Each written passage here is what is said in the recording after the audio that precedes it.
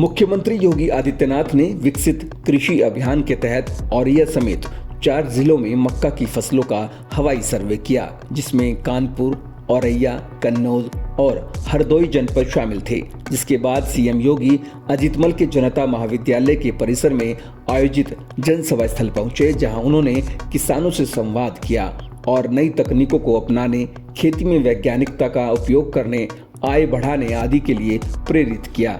इसके साथ ही जनपद औरैया में विकसित कृषि संकल्प अभियान 2025 के अंतर्गत आयोजित कार्यक्रम में सहभाग कर अन्नदाता किसानों को कई योजनाओं के प्रमाण पत्र एवं चेक वितरित किए। अन्नदाता किसान के जीवन में परिवर्तन का आधार ही यही है। विकसित कृषि संकल्प अभियान इसी कड़ी का हिस्सा है कि हम खेती की लागत को कम करें, उत्पादन बढ़ाएं, उपज को बाजार उपलब्ध करवाएं, किसान को उसकी उपज का अच्छा दाम दिलवाएं, किसान को समय पे बीज मिले, तकनीक मिले और वह अन्नदाता किसान जीवन में अपने जीवन की खुशहाली के माध्यम से प्रदेश और देश के विकास में अपना योगदान दे और प्रधानमंत्री मोदी जी के विकसित भारत के अभियान को एक नई ऊंचाई तक पहुंचाने का काम करे।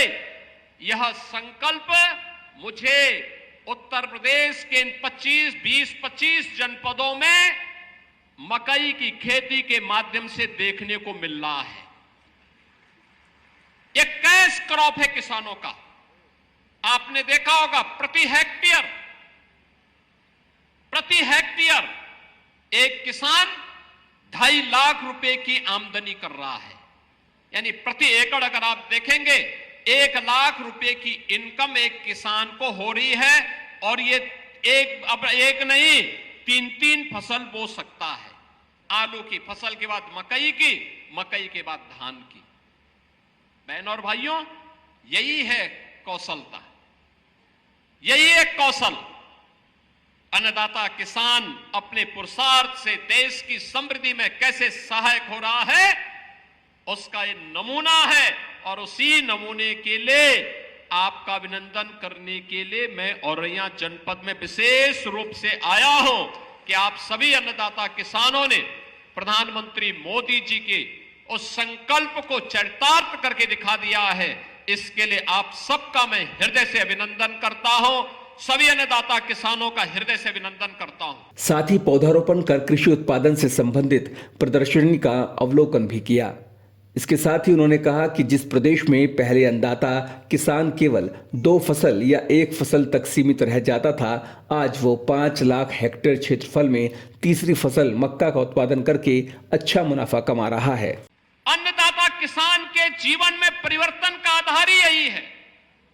विकसित कृषि संकल्प अभियान इसी कड़ी का हिस्सा है कि हम खेती की लागत को कम करें, उत्पादन बढ़ाएं, उपज को बाजार उपलब्ध करवाएं, किसान को उसकी उपज का अच्छा दाम दिलवाएं, किसान को समय पे बीज मिले, तकनीक मिले और वह अन्नदाता किसान जीवन में अपने जीवन की खुशहाली के माध्यम से प्रदेश और देश के विकास में अपना योगदान दे और प्रधानमंत्री मोदी जी के विकसित भारत के अभियान को एक नई ऊंचाई तक पहुंचाने का काम करे। यह संकल्प मुझे उत्तर प्रदेश के इन 20-25 जनपदों में मकई की खेती के माध्यम से देखने को मिल रहा है। यह कैश क्रॉप है किसानों का। आपने देखा होगा प्रति हेक्टेयर एक किसान 2.5 लाख रुपए की आमदनी कर रहा है। यानी प्रति एकड़ अगर आप देखेंगे 1 लाख रुपए की इनकम एक किसान को हो रही है और ये अब एक नहीं 3 फसल बो सकता है। आलू की फसल के बाद मकई की, मकई के बाद धान की। बहनों और भाइयों, यही है कौशलता, यही एक कौशल। अन्नदाता किसान अपने पुरुषार्थ से देश की समृद्धि में कैसे सहायक हो रहा है, उसका ये नमूना है। और उसी नमूने के लिए आपका अभिनंदन करने के लिए मैं औरैया जनपद में विशेष रूप से आया हूं कि आप सभी अन्नदाता किसानों ने प्रधानमंत्री मोदी जी के उस संकल्प को चरितार्थ करके दिखा दिया है। इसके लिए आप सबका मैं हृदय से अभिनंदन करता हूं, सभी अन्नदाता किसानों का हृदय से अभिनंदन करता हूं। सीएम योगी ने कहा कि किसानों के लिए मक्का की फसल कैश क्रॉप है, जिससे किसान प्रति हेक्टर 2.5 लाख रुपए की आमदनी कमा रहा है। अन्नदाता किसान भी किसी सरकार के राजनीतिक एजेंडे का हिस्सा बन सकता हो, यह आपको पहली बार 14 में देखने को मिला होगा, जब मोदी जी ने सॉइल हेल्थ कार्ड की व्यवस्था प्रारंभ की थी। उससे पहले कोई जानता ही नहीं था। कृषि वैज्ञानिकों के अलावा किसान के पास न इतना समय होता था, न इतनी जानकारी के लिए कोई उस प्रकार की सुविधा होती थी। पहली बार हुआ सॉइल हेल्थ कार्ड हर एक किसान के पास उपलब्ध हुआ। सॉइल हेल्थ कार्ड के बाद कृषि सिंचाई, प्रधानमंत्री कृषि सिंचाई की योजना और फिर प्रधानमंत्री कृषि बीमा योजना के साथ आगे बढ़ता हुआ आज प्रधानमंत्री किसान सम्मान निधि। देश के अंदर 12 करोड़ अन्नदाता किसान प्रधानमंत्री किसान सम्मान निधि का लाभ प्राप्त कर रहे हैं। अकेले उत्तर प्रदेश में अब तक 2 करोड़ 86 लाख किसान 85,000 करोड़ रुपए सीधे डीबीटी के माध्यम से अन्नदाता किसान के खाते में धनराशि इसके माध्यम से गई है। और डबल इंजन की ये सरकार राज्य के अंदर भी अपने अन्नदाता किसानों के भविष्य को सुंदर बनाने के लिए, संवारने के लिए, उन्हें समृद्ध बनाने के लिए उसी प्रयास का हिस्सा बनकर के कार्य कर रही है। वहीं उन्होंने कहा कि उत्तर प्रदेश में डबल इंजन की सरकार अन्नदाता किसानों के भविष्य को संवारने एवं समृद्ध बनाने हेतु कार्य कर रही है। हमारी सरकार 2017 में आई। 2017 में सरकार आई थी, किसान आत्महत्या कर रहा था। गन्ना किसानों का गन्ना मूल्य का भुगतान नहीं हो रहा था। कहीं क्रय केंद्र नहीं चलते थे, न मकई केले, न तिलहन केले, न दलहन केले, न आलू केले, न धान केले, न गेहूं केले, न बाजरा केले, न ज्वार केले, कहीं भी कोई सुविधा नहीं थी। बहनों और भाइयों, 2017 में हम लोग आए, सबसे पहले 86 लाख किसानों का 36,000 करोड़ रुपए का कर्ज माफी के कार्यक्रम को हमारी सरकार ने आगे बढ़ाया। और कर्ज माफी के बाद फिर हम लोगों ने प्रदेश के अंदर सिंचाई की क्षमता को विकसित करने के लिए प्रधानमंत्री कृषि सिंचाई योजना का सहारा लिया।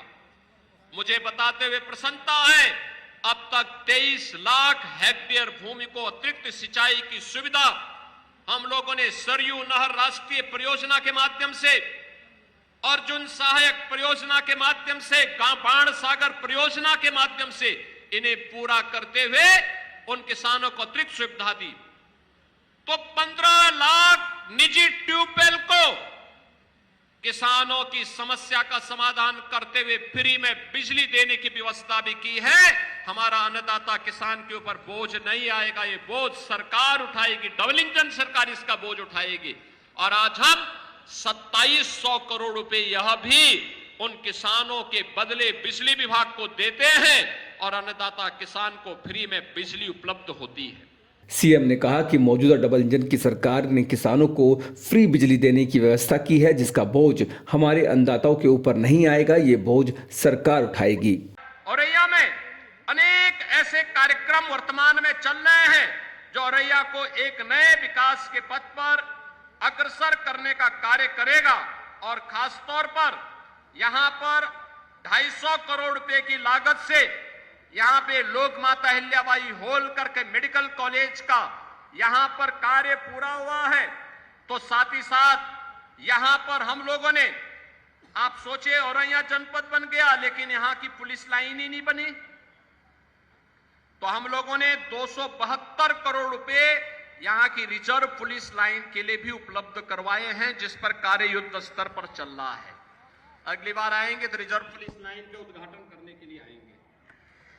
औरैया और जालौन को जोड़ने के लिए यमुना नदी पर 151 करोड़ रुपए की लागत से ब्रिज के निर्माण का कार्य भी चल रहा है और मुख्यमंत्री मॉडल कंपोजिट विद्यालय के लिए भी हम लोगों ने 24 करोड़ रुपए इस जनपद के लिए स्वीकृत किए हैं, जिसके कारण प्री प्राइमरी से लेकर के 12वीं तक आधुनिक शिक्षा बच्चों को प्राप्त हो सके, यह भी हम लोग यहां पे करने जा रहे हैं।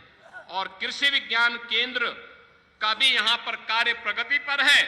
इसके लिए कृषि एक्सटेंशन के लिए भी 3 करोड़ रुपए स्वीकृत किए हैं और डिस्ट्रिक्ट न्यायालय के लिए भी 250 करोड़ रुपए हम लोग यहां के लिए स्वीकृत कर चुके हैं। जिला कोर्ट जिले के अंदर बन सके और वहां पे बेहतरीन सुविधा न केवल न्यायालय के न्यायिक अधिकारियों के लिए बल्कि अधिवक्ताओं के लिए भी मिल सके, इसके लिए भी 250 करोड़ रुपए हम औरैया जनपद के लिए अतिरिक्त स्वीकृत कर चुके हैं। वहीं उन्होंने कहा कि औरैया में कई ऐसे कार्यक्रम वर्तमान में चल रहे हैं जो औरैया को विकास के नए पथ पर लेकर जाएंगे।